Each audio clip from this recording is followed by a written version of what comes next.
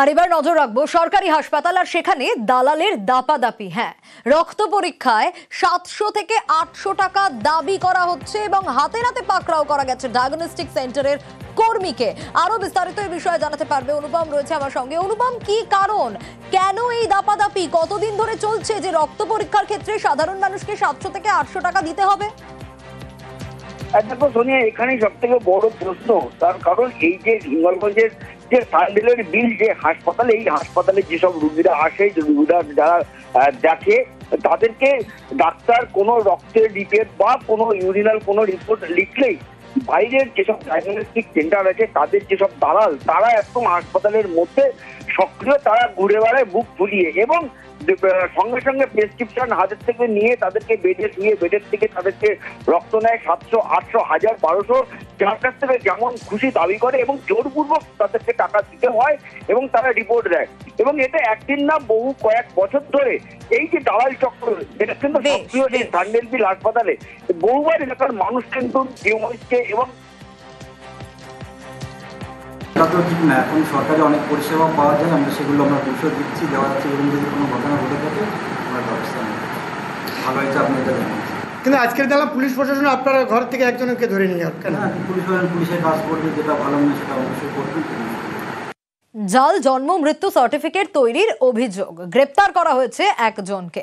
কাকে গ্রেপ্তার করা হয়েছে? নকশালবাড়ির ডেটা এন্ট্রি অপারেটর, বিডিও অফিসের ডেটা এন্ট্রি অপারেটরকে গ্রেপ্তার করা হয়েছে। আরো বিস্তারিত এই বিষয়ে জানাতে পারবে বিশ্বজিৎ, রয়েছে আমার সঙ্গে। বিশ্বজিৎ, এই র্যাকেট কিভাবে কাজ করতো?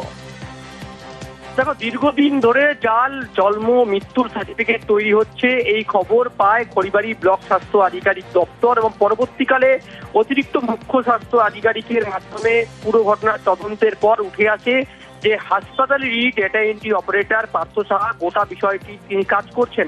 এখন টাকার বিনিময়ে এই জন্ম মৃত্যু সার্টিফিকেট পেয়ে যাচ্ছে বিভিন্ন উপভোক্তারা। তবে এই ঘটনার তদন্ত করতে গিয়ে পুলিশে যখন অভিযোগ দায়ের করা হয় এই পার্থ সাহার নামে, তারপরেই এই পার্থ সাহার একটি মুচলেখা স্বীকারোক্তি পায়, যেখানে পার্থ সাহা নিজে দাবি দিচ্ছেন তিনি এই পুরো কাজটি করতেন এবং প্রায় 450 খানা এই জন্ম মৃত্যু সার্টিফিকেট তৈরি করেছেন। প্রত্যেকটি সার্টিফিকেটের জন্য প্রায় 10,000 টাকা করে নেওয়া হতো এবং এই কাজে তাকে সহায়তা করতেন নকশালবাড়ি বিডিও অফিসের অপর এক data entry operator Nabajit Guha.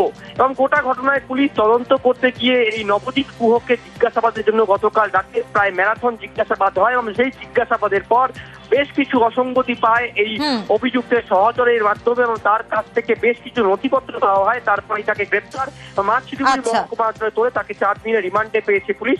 তবে মূল যে অভিযুক্ত পার্থ সাহা, তার তিনি এখনো গা ঢাকা দিয়ে রয়েছেন। তবে এই পার্থ সাহা নবজিৎকে পাশাপাশি বসিয়ে জিজ্ঞাসাবাদ করতে চায় পুলিশ। তবে তার আগে এই পার্থ সাহার খোঁজ শুরু করেছে খড়িবাড়ি থানার পুলিশ। বেশ বেশ, এই কাজটা কিভাবে করতে হয় আমি করিনি, আমার অথরাইজেশন এখানে কিছু নাই, মানুষের দু একজনের হেল্প করতে গিয়ে এটাই হয়েছে। আর যে মেন এটা তাকে আসলে ধরা উচিত, আমি করার আমার ঘাড়ে দোষ দেওয়া হয়েছে। কারা কারা জড়িত এই সাথে? এখন হসপিটালে কারা কারা আছে, আমি তো এই ডিপার্টমেন্টের কেউ না। कल एक नवजीत गुहा का इस केस में अरेस्ट हुआ है। उसका नाम को अक्यूज में था।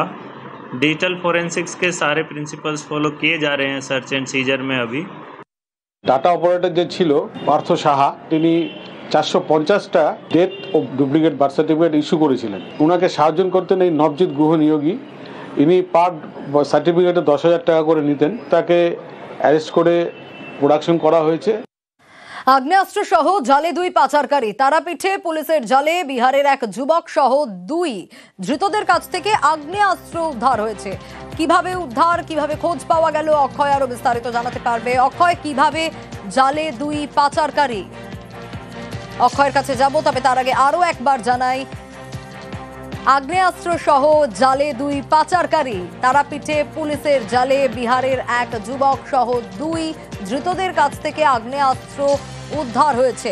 অভিযান চালায় এসটিএফ। কিভাবে পাকড়াও তারা, কারা এরা, আরো বিস্তারিত জানবো। তবে তার আগে আরো একবার জানাই, আগ্নেয়াস্ত্র সহ 2 পাচারকারী ইতিমধ্যেই এসটিএফ এর জালে। অক্ষয় রয়েছে আমার সঙ্গে। অক্ষয়, কিভাবে এরা জালে এলো, কিভাবে হদিশ পাওয়া গেল?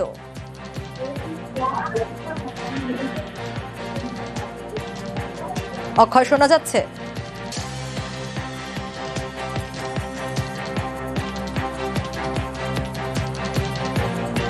আরও একবার জানাই আপনাদের, আগ্নেয়াস্ত্র সহ জালে 2 পাচারকারী, তারাপীঠে পুলিশের জালে বিহারের 1 যুবক সহ 2 ধৃতদের কাছ থেকে উদ্ধার 2 আগ্নেয়াস্ত্র। তারাপীঠের বেসিক মোড়ে এসটিএফ এর অভিযান। পাকড়াও বিহারের মুঙ্গেরের অভয় কুমার শর্মা, ধৃত মিনারুল শেখ বীরভূমের মল্লারপুরের বাসিন্দা। অভয় কুমার শর্মা, যার বাড়ি হচ্ছে বিচাগাঁও, আন্ডার হচ্ছে পিএস হচ্ছে মুঙ্গের, একে অ্যারেস্ট করে এবং এর সঙ্গে যাকে ও মালটা ডেলিভার করছিল তার বাড়ি হচ্ছে মল্লারপুর থানার আন্ডারে বিশিয়া গ্রামে, মিনারুল শেখ, তাকেও কিন্তু অ্যারেস্ট করে অন স্পটে এবং তাদের কাছ থেকে দুটো 7.65 mm এর semi automatic pistol made in USA তাদের কাছ থেকে রিকভারি হয়, দুটো ব্ল্যাঙ্কস ম্যাগজিন রিকভারি হয়, একটা পালসার রিকভারি হয় এবং একজনের কাছে 1500 এবং একজনের কাছে 3500 টাকা রিকভারি হয়েছে। যোগা চ্যাম্পিয়নের রহস্য মৃত্যু, ঘর থেকে ঝুলন্ত দেহ উদ্ধার এই ময়ূরাক্ষীদের। অল্প বয়স, এই অল্প বয়সেই কেন এরকম মৃত্যু? দেহ উদ্ধার করা হলো ময়নাগুড়িতে। যোগা চ্যাম্পিয়নের মৃত্যুতে চাঞ্চল্য, ঘটনার তদন্ত শুরু করেছে পুলিশ। এর পেছনে কারণ কি ছোট্ট করে জানার চেষ্টা করব শান্তনুর সঙ্গে। শান্তনু, দেখো, মৃত্যুর কারণটা এখনো পর্যন্ত স্পষ্ট নয়। পরিবারের তরফ থেকেও কিন্তু স্পষ্ট করে কিছুই বলতে পারছেন না, কারণ মেয়েটি সম্ভাবনা মেয়ে ছিল। কারণ এই বছরই কিন্তু সে যোগায় চ্যাম্পিয়ন হয়েছিল। 20তম যে ন্যাশনাল যোগা স্পোর্ট ছিল সেখানে 2টো বিভাগে চ্যাম্পিয়ন হয়েছিল। আগামীতে ডিসেম্বর মাসে থাইল্যান্ডে যাওয়ারও কথা ছিল। গতকাল বিকেলে ঠাকুর দেখতে বেরিয়েছিল, রাতে বাড়িতে ফেরে রাত 10টা নাগাদ কিন্তু ঘরের মধ্যে থেকে উদ্ধার হয় ঝুলন্ত দেহ।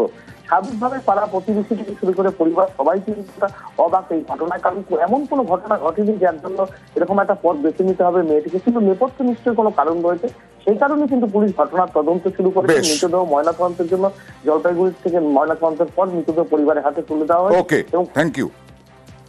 কিভাবে করলো, কেনই বা করলো, মানে একদমই মানে এটা ভাবার বাইরে আর কি। আমাদের মানে আমরা ভাবতে পারছি না। আমার সাথে ওর মানে এই ঘটনাটার আধা ঘন্টা আগেও দেখা হয়েছে। আমার সঙ্গে হাসতে হাসতে ও মানে হাত দেখিয়ে বাড়ির দিকে ফিরলো আর কি। তারপরে যে কি হলো বলতে পারছি না, ভাবতেও অবাক লাগছে আর কি। বিশাল রাগারাগি হয়েছে এমনটাও কিছু নয়। ছোট একটা ফোনে মা বোধহয় কিছু একটা বলেছিল, তাতেই সে এই ডিসিশনটা নেয়। অত্যন্ত দুর্ভাগ্যজনক। ময়নাগুড়ির মানুষ সবাই বাকরুদ্ধ হয়ে গেছে। এত মর্মান্তিক ঘটনা, মানে খুব খারাপ লাগছে। এতটুকু একটা বাচ্চা মেয়ে, মাত্র 14 বছর বয়সে এই হয়ে যে মানে আমাদের পুরো রাজ্যের একটা রত্ন হারালাম। আমার ওয়ার্ডের ও ছিল গর্ব। আমিও মানে ওকে গিয়ে আমি নিজের হাতে সম্বর্ধনা দিচ্ছি। আমি ওই দৃশ্যটাই বুঝতে পারছি না। এটা আর কিছু বলার অপেক্ষা রাখে না। এত খারাপ লাগছে, মানে কি বলবো আর।